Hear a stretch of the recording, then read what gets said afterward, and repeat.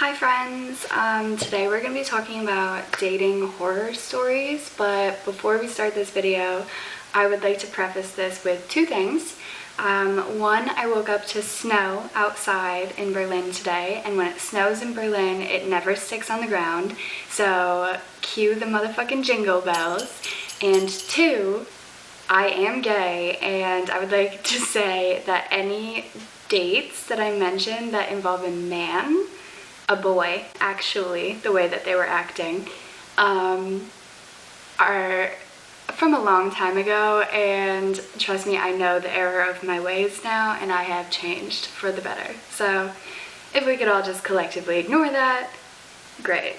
Let's get into it. So actually the first one that I thought of when I thought of this video idea was this guy that I had gone on a date with. I think we met on a dating app, but I shouldn't have gone out with him in the first place because the day he took me out was the same day that I had won $250 for a data visualization that I did. So I should have just celebrated with my friends, you know, had fun, had some drinks. I actually left my little celebration with my friends to go on this date with this man. Actually, he picked me up at the bar that I was having drinks at with my friends. He picked me up, and I guess red flag number one was probably that he picked me up and texted me that he was there and beeped, like, at a crowded bar, and we were on the patio. Like, everybody saw this happen. Embarrassing for everybody involved. Anyway, so he doesn't even get out of the car. I get in the car, I'm like, hi, nice to meet you. Red flag number two on my side, to get in the car with a stranger from the internet, a man. Anyway,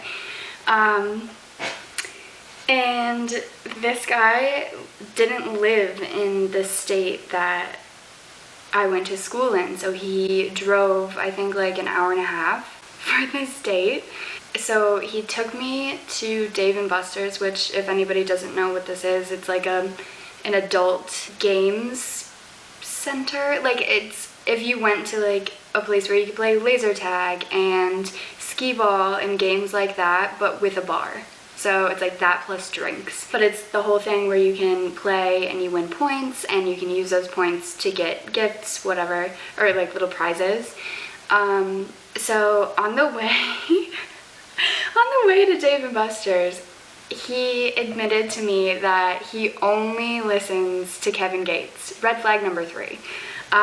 If you don't know who Kevin Gates is, let me read you some of his song lyrics. Bad bitches in line, they be really trying. They ask me if I'm high. I say really, really. Got money on my mind. I say really, really. Bringing in money like I'm raking leaves. I was just trying to get paper to sneeze. Achoo. What the fuck? Obviously a lyrical genius, as we can all tell, but this is the only person he listens to. Like, not just, oh, I like a lot of his songs, I'm a big fan. No. This is the only musician he listens to. I digress. We get to Dave & Buster's.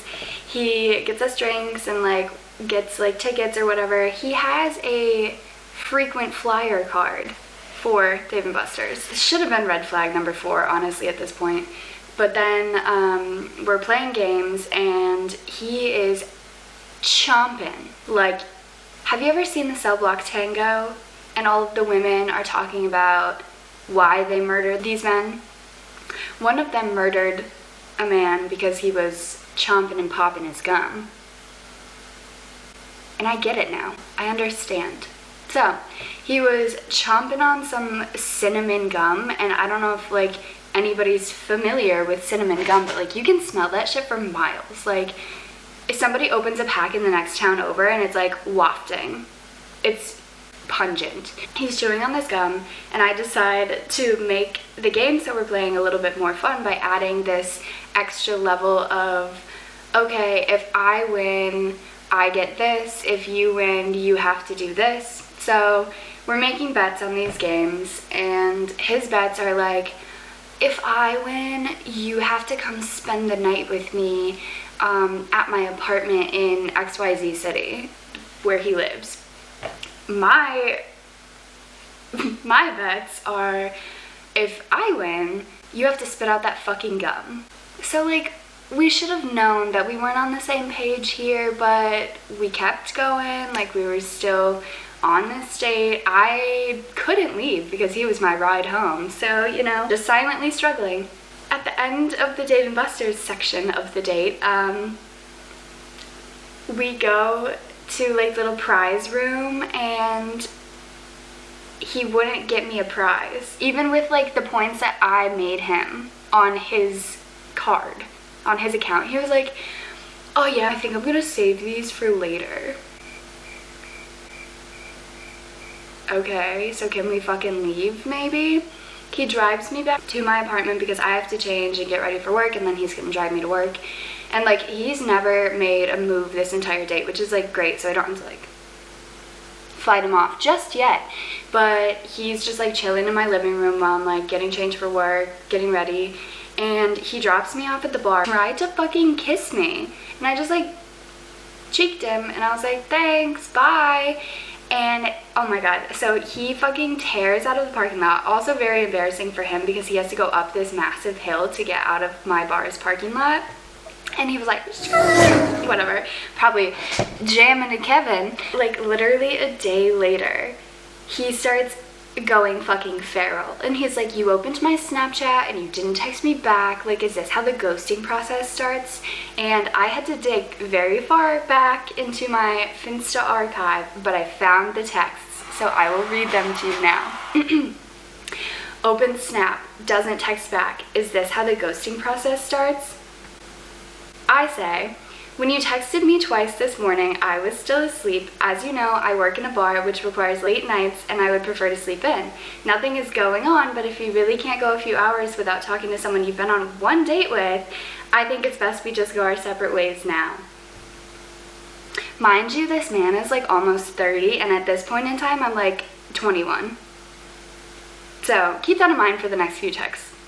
That's not it at all. I can go hours or days, but put yourself in my shoes. Texted you a couple times periodically throughout the day. You opened my snaps and posted on your story, but never responded. Would you not think I was ignoring you if I did that to you? If you're out and about doing shit, have at it and have fun, but doing it the way you have made it seem like you were about to call it a rap with no explanation. First of all, call what a rap? Call what a rap? One shitty date? Ugh, anyway. Honestly, your reaction to this is making me no longer interested. Good luck with your endeavors. You know it's bad when I have to say endeavors. He said, no wonder you've been single for 21 years. You have a lot of maturing to do. Take care.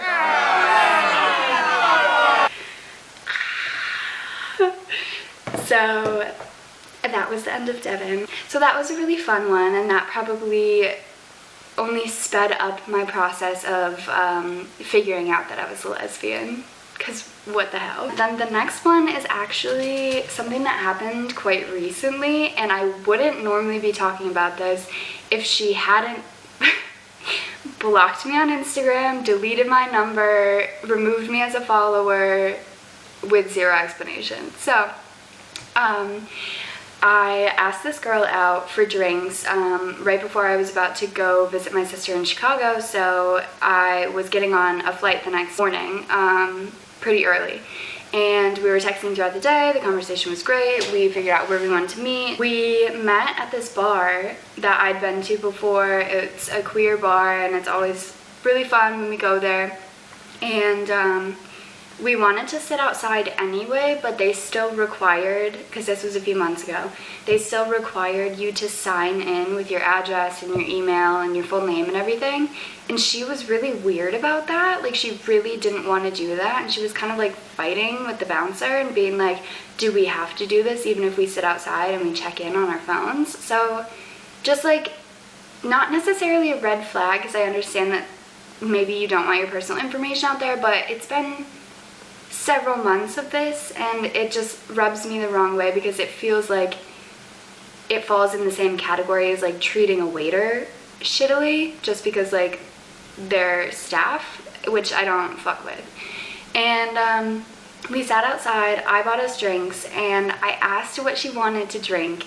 And I have anxiety about ordering for myself, but like in addition, ordering for someone else because I don't know their preferences, I don't know what they like, and I also don't want to like be asked a question and not be able to answer it. Like I just really like to have my shit prepared before I go up to the bar. And she was like, oh, a sex on the beach. And I was like, fuck, okay.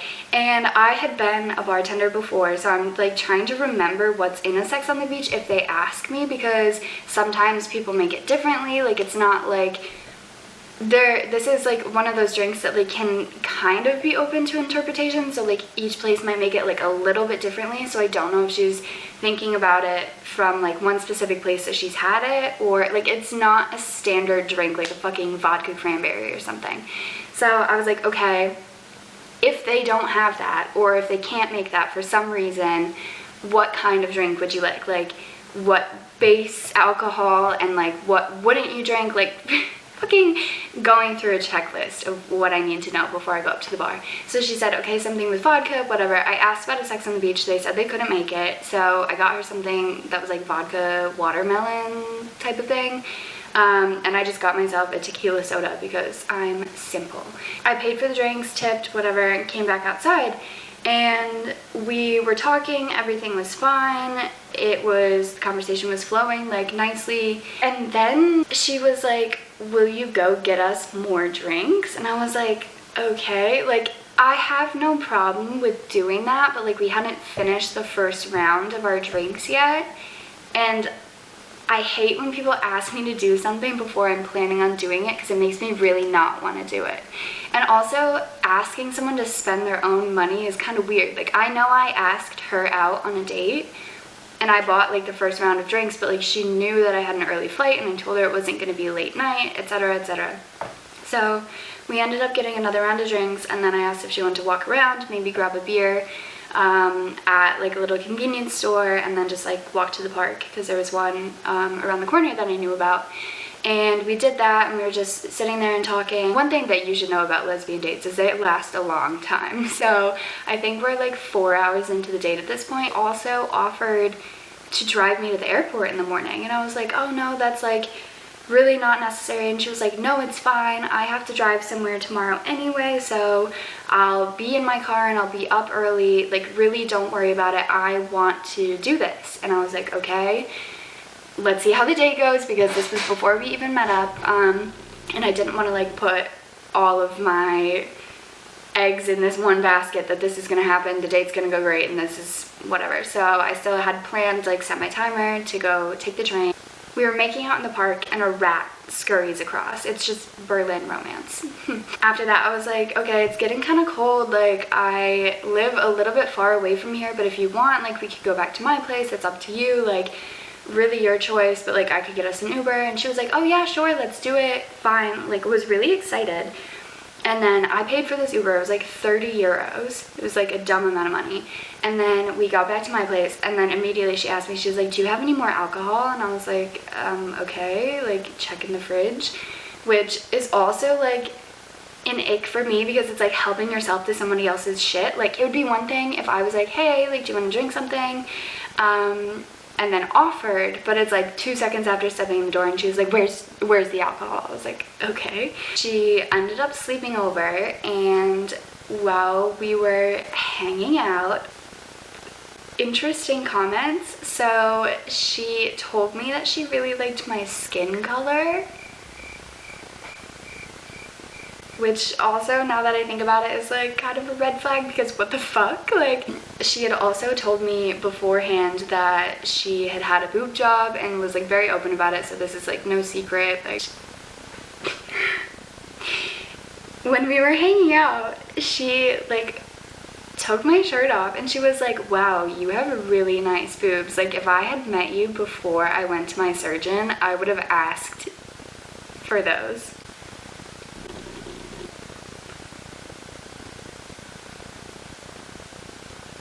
It's just like, thank you? What do you say to that? Just that she made these weird comments, and then whenever we went to bed, woke up in the morning, and I had to like wake up at like a dumb time. It was like 4:30, 5 in the morning, and I had to make my way to the airport. And we were walking to the train station so I could get on the train and go to the airport, and I was going on the train, so I just assumed she would also get on the train and go home. And she asked me to call her an Uber. And it's like, again, helping yourself with somebody else's money. Like, I'm not made of money. Like, and this was literally like a week after I started my new job. I haven't been paid yet. She just like, I think she felt like a little too comfortable asking me about things like this. And then she was supposed to come to my birthday party and everything, and she just never showed up. And then after that is when she blocked me on everything and deleted my number. So fun. And then the last story that I have for now is I went on a date with someone who I had asked out when I was getting my hair done, because she was like in the salon. She like worked there, and she like made me like a little coffee, and I didn't know if she was just like being friendly or like just doing her job. But very creepy of me, I found her on Instagram while I was like literally sitting in the chair, and I DM'd her after I left, and I was like, hey, this might sound pretty forward, but I was just in the salon and I wanted to know if you wanted to get a beer sometime. And whenever I ask somebody out, I never expect it to happen so quickly. I'm planning like 2 weeks in advance here. And she was like, okay, tonight? I was like, what? And I was like, okay. And she was like, just so you know, I'm a little high right now. And I was like, oh, like no worries. I was planning on smoking when I got home anyway. And she was like, yeah, not weed. I was like,